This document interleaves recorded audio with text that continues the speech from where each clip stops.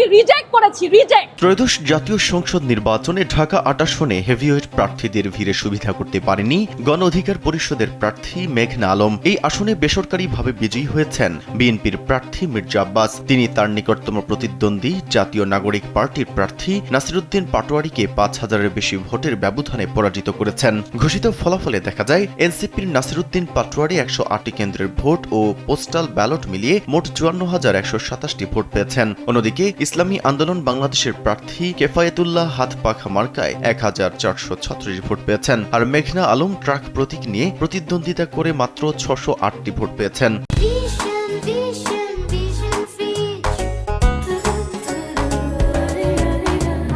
শুক্রবার ভোররাত ৪:৩০টায় ঢাকার বিভাগীয় কমিশনার ও রিটার্নিং কর্মকর্তা শরফুদ্দিন আহমেদ চৌধুরী আনুষ্ঠানিকভাবে এই ফলাফল ঘোষণা করেন। নির্বাচন কমিশনের পরিসংখ্যান অনুযায়ী ঢাকা ৮ আসনে মোট ভোটার সংখ্যা ছিল ২,৭৫,৪৭৪ জন। নির্বাচনে সাধারণ ও পোস্টাল মিলিয়ে মোট ভোট পড়েছে ১,২০,৪৮৪টি। এর মধ্যে ২,৮১৭টি ভোট বাতিল হওয়ায় বৈধ ভোটের সংখ্যা দাঁড়িয়েছে ১,১৭,৬৬৭টি।